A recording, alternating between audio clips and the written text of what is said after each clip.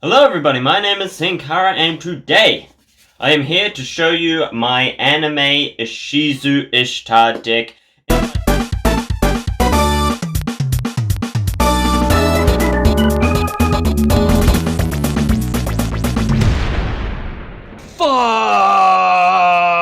So this is the Tombkeeper's Spirit. Now if you haven't already, be sure to check out Tuesday's video by clicking the card above, in which I showcased using this deck, obviously. It's a really cool video, so be sure to check it out. It shows off the one card combo with this deck. So this deck has a one card Exchange of the Spirit combo, and yeah, it's just a lot of fun to play. So be sure to check that video out, and then come back here to see the deck list. Right, so, what's going on here?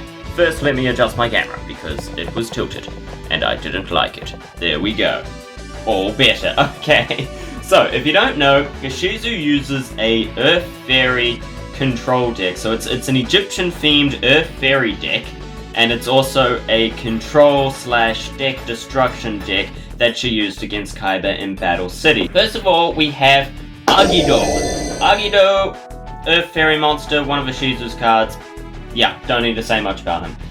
Yeah, I'll go through all the monsters and then I'll explain them. So first we have Agido. Next we have 3 Cataclysmic Crusted Calcifida, 1 Dandelion, 2 copies of Kelbeck, 1 copy of Keldo, 1 Mudora, 2 Mystical Beast of Circuit, 1 Plague Spreader Zombie, 1 Quillbolt Hedgehog, 2 copies of Zolga, and finally 3 copies of Zolga the Prophet.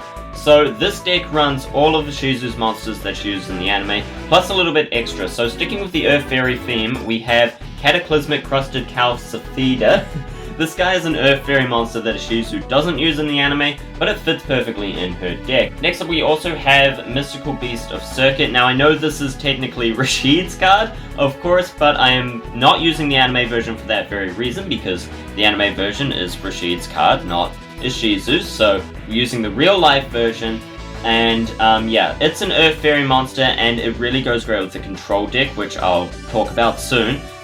But yeah, so that's the reason we have him in here, is he's an Earth Fairy monster, he's a powerful monster, and he really does fit well in the deck. He's also Egyptian themed, of course. Finally, Zolga the Prophet. This guy is our replacement for not only Blast Hellfire Tribute, but he's also, I guess, a replacement for the Millennium Necklace. If you don't know, when this guy is summoned, you can look at the top 5 cards of each player's deck, so you get to see the future. So if you watch Tuesday's duel, you'll might pick up on the fact that I know what my opponent has and what they're about to draw, and I sort of play with that in mind. So it's pretty awesome to use that effect and really be able to play like Ishizu by seeing the future.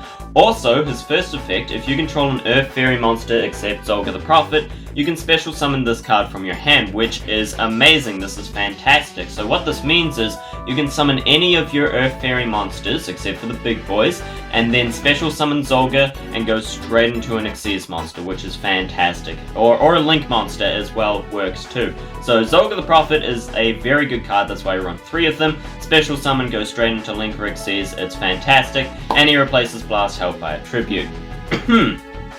As for the rest of the monsters, these are just the monsters that Ishizu used in her deck, so most of them kinda aren't very good, so I only use 1 copy. Keldo works very well with Exchange of Spirit, getting cards out of your opponent's graveyard, but it still ain't great, it's not the best at all. Kelbeck is probably the best of them with his effect, returning the attacking monster to the hand. And then Zolga, of course, gives you life points, which again isn't fantastic, but he also has 1700 attack, which is pretty good, at least for this deck, you know. It's not bad, it's a decent amount of attack for a level 4. Alright, going into the spells next, we have Card Destruction, Card of Desperation, Card of Sanctity, Cestus of Dalga, not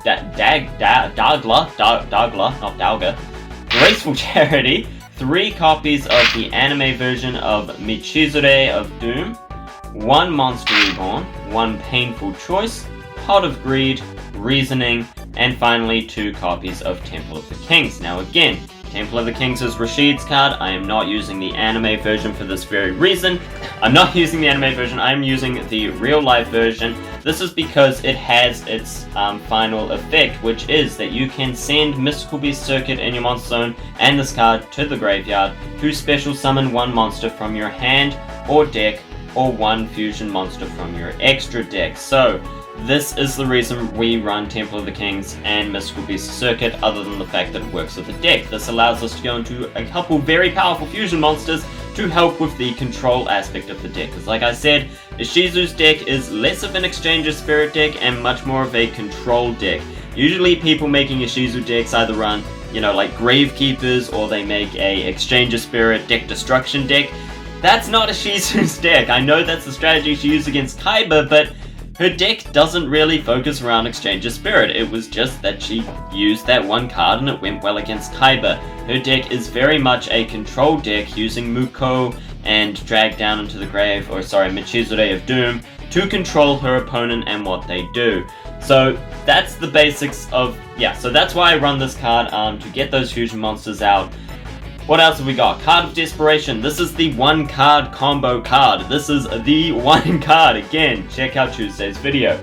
Most of the spells here are draw spells, powerful draw spells. We have replacements for the ban ones if you don't want to use them.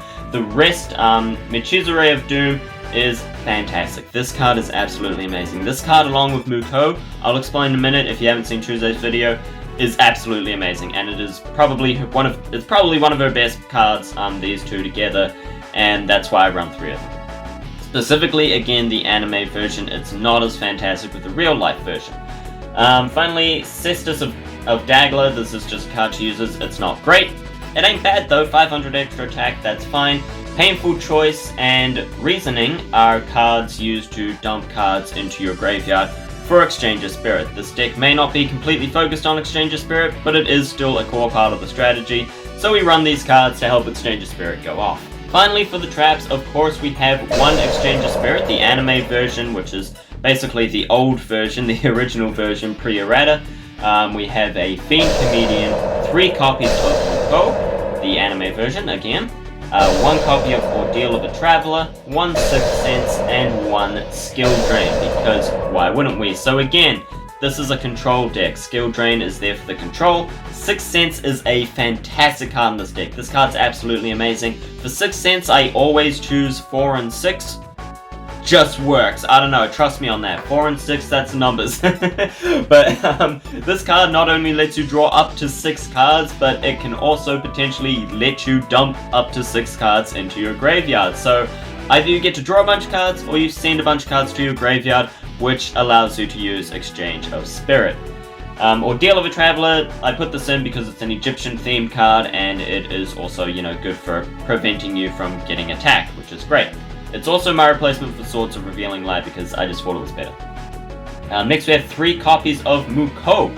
This card in the anime, you activate when your opponent draws a card or activates a card from their hand, negate and send the cards to the graveyard. So, we use this mainly in combination with Michizure of Doom or Zolga the Prophet. If you know your opponent's about to draw a powerful card, you can use Muko to get rid of it. This is exactly what Ishizu did to Kaiba. But with Michizure of Doom, this card's anime effect, both players show their hands to each other, you select 2 cards from each other's hand, put them in the graveyard, then you shuffle the player's hands back into the decks and draw the same number of cards that you started with. So, if you use this on the first turn with Muko, you discard 2 cards from your opponent's hand, they shuffle the rest back into the deck, then draw 5 cards. Then you spring Muko on them, they send all 5 cards to the graveyard. Their entire hand, because they just picked it up, goes straight to the graveyard with this version of Muko, which is why it is so powerful and such an amazing strategy, and that's why we run 3 Muko and 3 Michizure. It's fantastic. This is one of the main strategies of the deck, just get rid of your opponent's hand. Control. Next up, Fiend Comedian. This card, again, is fantastic. So this card is perfect with Exchange of Spirit. So you flip a coin and call it. If you call it right, your opponent's graveyard is removed from the game. So, your opponent has no cards in the graveyard. When you spring Exchange of Spirit, they just send their entire deck to the graveyard and they have no deck. Fantastic! If you call it wrong, however, you send cards equal to the... okay, what? If you call it wrong, you send a number of cards equal to the cards in your opponent's graveyard from your deck to the graveyard. So, if you call it wrong, this card is fantastic for getting 15 cards into your graveyard, which you can then use Exchange of the Spirit. So that's the main deck. It's pretty straightforward. Earth Fairy control deck. Next, if we go down to the side deck here, so Yuri, pan down to the side deck, these are the cards that we have for replacement. So first of all, the main deck runs every card that Ishizu uses except for 3. Those 3 are Spell Reproduction, Blast Hellfire Tribute, and Swords of Revealing Light. The reason I don't use these is because they kinda suck. So Swords of Revealing Light is the best one. You could put this in instead of Ordeal of a Traveler. I just thought Ordeal was better, but technically Swords of Revealing Light goes with her deck more than Ordeal of a Traveler does. Spell Reproduction is just a terrible card and you have no reason to ever use it. Like, there really isn't a reason to run Spell Reproduction in this deck. There's nothing particular that you want to get back. It's just kind of shit. It's bad, okay? It's bad. Finally, Blast Hellfire Tribute. Who tribute summons anymore? Alright, next up we have cards that replace the ban cards. So for our banned draw cards, we've got Graceful Charity, Pot of Greed, and Sixth Sense. So you can replace all of these with a Pot of Extravagance. It will do just as well to draw 2 cards. Well, not just as well at all, but it'll be fine. Pot of Extravagance is good too. You also have One Day of Peace, can replace any ban card or any card that you don't want to use, like a Card of Sanctity if you feel bad for using that. Replace it with a One Day instead, because Card of Sanctity is a very, very powerful card. This is why it's not allowed to be real. Next up, to replace Dandelion, we have Night Sword Serpent. Just keep in mind, Dandelion is in here for the 1-card combo, though it also makes great for summoning Link monsters. It's in there for the 1-card combo, so if you replace it with Night Sword Serpent, you'll either need to put in another Night Sword or... no, sorry, not another Night Sword, another Quillbolt Hedgehog, which is also a good replacement for Dandelion. I just thought Night Sword was cool. Or you'll just have to simply normal summon another monster as well when using the 1-card combo. Finally, to replace Painful Choice, we have Morphing Jar, which isn't quite as good, but it is still pretty good. Let's draw 5 cards, dump some cards into the graveyard, etc, etc. Morphing Jar's a great card, and he fits the theme of the deck pretty well, I think. Alright, now moving on to the extra deck, I'll just run over this quickly. The extra deck is all about control and destruction. So yeah, you go into your extra deck to continue controlling your opponent. All of their effects either have something that gets rid of something on the field or negates a card effect. That is the theme of the extra deck. It also, I tried to make it fit the theme of Ishizu's deck as best as possible. So we have some Earth Fairies in there, we got some Fairy type monsters, etc, etc. And I think the Nightmares fit her theme very well as well. So first of all, for our fusion monsters, we have Maturia Exterio and Red Eyes Dark Dragoon. Of course, these two are summoned with the effect of Temple of the Kings. Both of them have very powerful negation effects. Of course, we all know about Dragoon. It's very strong, negates anything once per turn. And Exterio has, like, basically infinite negates on spells and traps. Like, this card is completely ridiculous for negating spell and trap cards. I don't even know how it's legal, probably because it's hard to summon. But still, Maturia Exterio is a very powerful card, and of course we just whip it out with Temple of the Kings, like nice and easy. I did it multiple times in Tuesday's video. For the Xyz monsters, we have Abyss Dweller, Castel, Cyber Dragon Infinity, Cyber Dragon Nova, number 41, Bakuska, the Terribly Tired Tapir, and Tellarknight Ptolemaeus. So, Terribly Tired Tapir is obviously an Earth monster, so he fits the deck quite well and he's good control. If you don't know, to summon Cyber Dragon Infinity, you use Ptolemaeus with 3 materials at least. You detach 3 from Ptolemaeus to special summon Cyber Dragon Nova on top of that. Then with Infinity's effect, you summon him on top of Cyber Dragon Nova, which will give him 2 materials at least to use. He can of course add more, and he can detach to negate card effects. So Cyber Dragon Infinity is a very powerful card, very good card in this deck. Finally, for the Link monsters, these guys are pretty straightforward. We have Appaloosa Above the Goddess, Herald of Mirage Lights, Nightmare Cerberus, Nightmare Griffin, Nightmare Phoenix, Link Karibo, and finally Underworld Goddess of the Closed World, which, if you ask me, kinda looks a little bit like Ishizu. I mean, she reminds me of Ishizu, so I think she works quite well. And of course is the Goddess of the Graveyard, which, again, very Ishizu thing to be.